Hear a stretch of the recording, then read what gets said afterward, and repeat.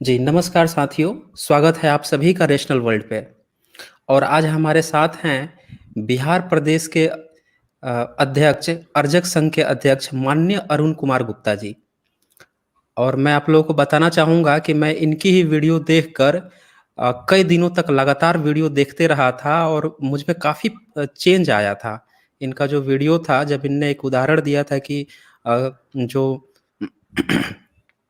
मिट्टी के जो चूहे होते हैं उनको भी बिल्ली पहचान लेती है, लेकिन हम लोग मूर्तियाँ जो हैं मिट्टी के नहीं पहचान पाते और उनसे अपने लिए दुआएँ माँगते रहते हैं, सलामत माँगते रहते हैं। तो इनका नाम ही काफ़ी है। और हम जैसा कि जानते हैं कि हर समय, हर कालखंड में भारत में सपूत भी पैदा होते रहें और कपूत भी पैदा होते रहें। कपूतों का काम था कि पूरे भारतीयों को हमेशा ही शारीरिक रूप से, शैक्षणिक रूप से, आर्थिक रूप से, राजनीतिक रूप से शोषण करना। और इसी दौरान हमेशा ये भी हुआ कि कोई न कोई सपूत पैदा होते रहें और इनकी चुटिया पकड़ कर इन लोगों को नंगा करते रहे हैं। तो ऐसे बहुत सारे लोग आए, बुद्ध आए, कबीर आए, रैदास आए, गुरु नानक आए, डॉक्टर अंबेडकर आए। हम लोग उनके समय में तो नहीं रहे हैं, लेकिन आज की डेट में मुझे बहुत खुशी है कि मैं अरुण कुमार गुप्ता जी के समय में हूँ और इनकी वीडियो मैं लाइव देख रहा हूँ और मुझे बहुत खुशी है कि आज मैं इनसे बात कर रहा हूँ। ऐसे महान पुरुष हम लोगों के बीच में है, तो मैं कहूँगा कि आप लोगों पे भी अगर कोई प्रश्न बनेगा लास्ट में, तो उसको आप लोग नोट करके रखिएगा और आप लोग कमेंट में उसको रखिएगा, तो वो प्रश्न उत्तर सेशन में उत्तर भी देंगे।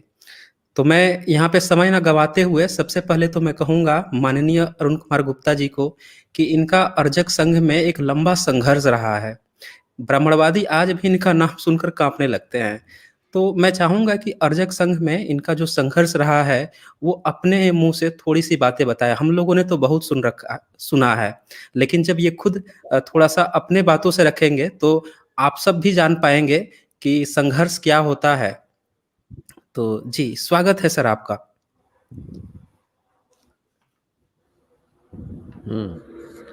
देखा जी, जाए, मैं अर्जक संघ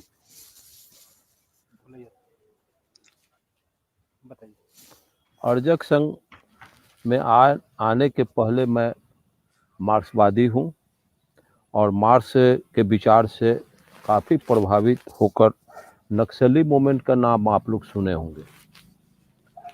नक्सलाइट जिसको कहा जाता है, और कार्ल मार्क्स का द्वंद्वात्मक भौतिकवाद का मैं डीप अध्ययन किया और उसके बाद मैं नक्सलवादी आंदोलन हुआ, इससे मैं जुड़ा और बहुत लंबे समय के बाद मैं जेल 10 बरस गुजारे। नक्सली मूवमेंट में दर्जनों हत्या में मुझे इन्वॉल्व किया गया और 10 बरस कंटिन्यू जेल में रहे। 2 बरस सूरज नहीं देखे, किधर सूरज का उदय हुआ किधर अस्त हुआ। और वहाँ डीप अध्ययन करने के बाद दुनिया के बहुत सारे इतिहास, हिस्ट्री का अध्ययन, केमिस्ट, बायोलॉजी, फिजिक्स, सभी विषयों का डीप अध्ययन करने के बाद जब बाहर में आया तो टाटा में एक सभा को संबोधित करने मैं पहुंचा, तो एक ब्राह्मण के, एक पाखंडी ब्राह्मण के हाथ में ब्राह्मण महिमा क्यों और कैसे, राम स्वरूप वर्मा का लिखा हुआ अर्जक संघ का एक किताब मुझे मिला। अगर उसका मैं डीप अध्ययन किया तो बड़ी बेचैनी बढ़ी कि भारत के नब्ज को कोई पहचाना है। भारत में जो ब्राह्मणवादी संस्कृति काम कर रही है, इसके खात्मा के बगैर भारत में कोई चेंजिंग आना संभव नहीं है। यहाँ मार्क्सवाद असफल, बुद्धवाद असफल, कबीर असफल, रैदास असफल, ज्योतिबा फूले, पेरियार, भारत में सभी पदार्थवादी विचार असफल, सत्य विचार असफल और झूठ का सफलता, झूठ का विजय हुआ और सत्य का हार हुआ। ऐसा क्यों हुआ? क्योंकि इस देश में ब्राह्मणवाद संपूर्ण भारतवासियों को, शूद्रों को इस तरह से मानसिक इसका ऑपरेशन करके नपुंसक बना दिया। ये गलत परंपरा चला करके, राम पैदा करके, कृष्ण पैदा करके, देवी दुर्गा, भूत प्रेत, जाति पाति, ये सब पैदा करके ऐसा शास्त्रों का अध्ययन, मतलब शास्त्रों का लेखन किया, ऐसा शास्त्र बनाया जिसके आधार पर हमारे लोगों को गुलाम बना दिया, मानसिक तौर से हमारे लोग नपुंसक बन गए और इसमें कोई पुरुषार्थ नहीं। जिसका जीता जागता नमूना जब भगत सिंह फांसी के सूली पर चढ़ने वाले थे तो वो लेनिन की किताब मांगे और पढ़ करके कहे कि मैं नकली लड़ाई लड़ गया, अंग्रेज को अभी 200 वर्ष यहाँ रहना चाहिए था, असली लड़ाई तो हमें बाकी है। अगर मैं जेल से मुक्त हो जाता तो यहाँ का असली लड़ाई लड़ने के लिए मैं शंखनाद करता, और असली लड़ाई तो यहाँ के ब्राह्मणों से लड़ना बाकी है। इसी पर उनकी फांसी हुई, नहीं तो अन्यथा कोई फांसी का उनके पास एक्ट नहीं था, वो फांसी से बिल्कुल बच जाते। जब ये घोषणा कर दिए कि मैं असली लड़ाई नहीं लड़ा, नकली लड़ाई लड़ा, जो अंग्रेज को के खिलाफ, अंग्रेज भारत छोड़ो में मैं खूनी क्रांति करके और बम मार करके मैं रिपेंट कर रहा हूँ, असल लड़ाई तो ब्राह्मणों के साथ लड़ने का असल रह गया। ऐसी स्थिति में ये इस सारे विषय को पढ़ने के बाद, डीप अध्ययन करने के बाद मैं ये समझा, नक्सली मूवमेंट को मैं देखा कि तो भगत सिंह वाला हालत होगा कि यहाँ तो मार्क्सवाद सफल होगा नहीं, क्योंकि यहाँ मार्क्सवादी में जितने हैं सब सवर्ण हैं, सब ब्राह्मणवादी लोग हैं। यहाँ जितनी भी नेशनल पार्टियां हैं, सारे पार्टी का नकेल लगाम ब्राह्मणों के हाथ में है। यहाँ जब तक पेरियार जैसा नेतृत्व, कर्पूरी ठाकुर, जगदेव प्रसाद, अंबेडकर जैसा नेतृत्व बैकवर्डों में नहीं होगा रिवोल्यूशनरी, तब तक यहाँ ब्राह्मणवाद का कोई नुकसान नहीं कर पाएगा, ब्राह्मणवाद को उखाड़ नहीं फेंकेगा। क्रांति यहाँ संभव ही नहीं, नेतृत्व जब तक नहीं होगा क्रांति नहीं होगी। क्रांति का अर्थ यहाँ कोई नहीं समझता है, पढ़ा लिखा आदमी भी क्रांति किस चीज को कहते हैं। क्रांति का अर्थ होता है जीवन के चारों क्षेत्र में आमूल परिवर्तन। क्रांति का अर्थ होता है परिवर्तन, जिसका इंग्लिश में रिवोल्यूशन, फारसी में इनकलाब और हिंदी में हम क्रांति कहते हैं। जिस जीवन के चारों क्षेत्र में आमूल परिवर्तन जब तक नहीं होगा, क्रांति नहीं कहा जा सकता है।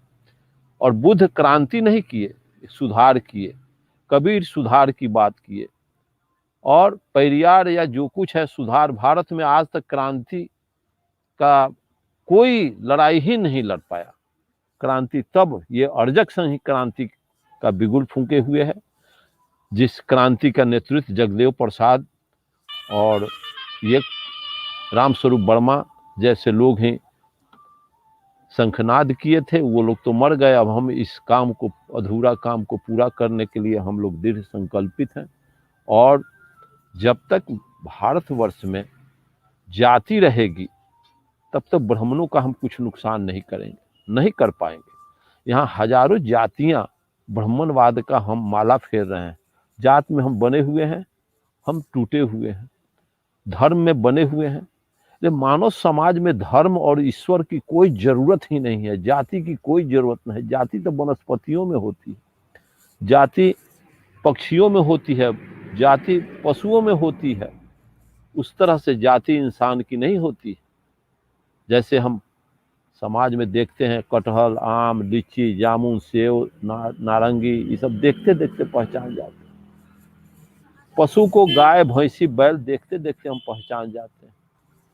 वनस्पति को पहचान जाते, मछलियों को देखते देखते हैं, पहचान जाते हैं कि रोहू है, भकुरा है, नैनी है, गैंचा है, वगैरह वगैरह। क्या उसी तरह से इंसान की जाति है? यहाँ का संपूर्ण शिक्षित लोग, IAS IPS से लेकर यहाँ का मंत्री, विधायक, मुखिया, जितने लोग हैं बैकवर्ड के या फॉरवर्ड के, तो वो सुसज्जित रूप से, विधिवत रूप से वो समाज को बेवकूफ बनाने के लिए इसको चला रहे हैं। वो समझ रहे हैं कि सच्चाई क्या है, लेकिन हमारे लोग सत्य को झूठ के रूप में और झूठ को सत्य के रूप में मान के चल रहे हैं। सत्य को सत्य के रूप में समझना ही ज्ञान है। और सत्य को अगर हम झूठ समझ करके चलें, जैसे सत्य को टोटल झूठ है और झूठ को हम सत्य मान लिया कि हनुमान सूरज निकल गया, 100% से भी फाजिल कहा जाए तो अतियुक्ति नहीं होगी। हनुमान सूरज निकल गया और अयोध्या में तुलसी बैठ करके देख करके लिख रहा था कि हनुमान सूरज निकल गए। इस तरह से कपोल कल्पित बात को यहाँ का पढ़ा लिखा IAS IPS भी कहता है, डॉक्टर इंजीनियर से मेरी बात होती है, वो भी कहता उस समय का हनुमान लील गया होगा। हनुमान पहाड़ उठा लिया और फ्लाई करके लंका जा रहा था।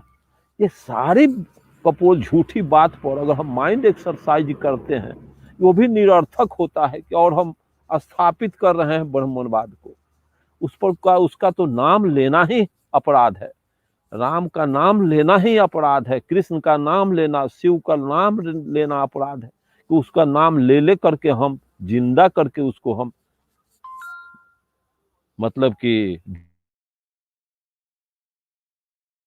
का वाहक नहीं है। दुनिया में कहीं राम पैदा नहीं हुआ, कृष्ण कहीं पैदा नहीं हुआ, हनुमान कहीं पैदा नहीं हुआ दुनिया में इस। और भारत में ये ब्राह्मणवाद इतना कि जरा जरा परमाणु शरीर के संपूर्ण मतलब DNA ब्लड को के एक एक कण को दूषित कर दिया है ब्राह्मण। माँ हम अपने बच्चे को, पोता पोती को कृष्ण का, हनुमान का, ये गणेश का चित्र रख देते हैं, कहते हैं कि जौन जय जूता मारेगा, जय लात मारेगा, उतना रुपया मैं दूंगा। सब पोता पोती 4 बरस 5 बरस 10 बरस 8 बरस का लगता है उसको चढ़ के लतियाने जूतियाने कि अभी से उसका मेंटली उसका इफेक्ट ये न पड़े कि कहीं जाते समय रास्ता में हनुमान का मूर्ति देख ले तो सैल्यूट मारना शुरू कर दे। अभी से बच्चे को जब तक हम उसको तालीम नहीं देंगे कि ये सब कुछ नहीं है, समाज को थोपी गई एक व्यवस्था है, झूठी बात है, ये परंपरावादी हम बने हुए हैं, इसको छोड़ना होगा। लेनिन जब रूस में बोल्शेविक क्रांति सफल हुई तो यहाँ से वैज्ञानिक चिंतक चौधरी महाराज सिंह भारती सोवियत संघ गए तो कहे कि यहाँ का सामाजिक व्यवस्था को हम देख लिया, लेकिन यहाँ के विद्यार्थियों को, बच्चों को हम थोड़ा मेंटली टेस्ट करें कि यहाँ एजुकेशन का क्या असर है, बच्चों का क्या सोच है। एक स्कूल में गए, भारती जी पूछे, अरे बच्चे तुम्हारा क्या नाम है? तो फलाना। क्या पढ़ने का उद्देश्य क्या है? तो पढ़ने का उद्देश्य है समाज को कंसस करने के लिए, समाज को मतलब कि दिशा देने के लिए पढ़ रहे हैं और सत्य को समझने के लिए पढ़ रहे हैं। अच्छा ये बताओ तुम किस धर्म को मानते हो? तो धर्म तो हम लोग कुछ नहीं मानते हैं, मानव धर्म है, इंसानियत एक व्यवस्था है।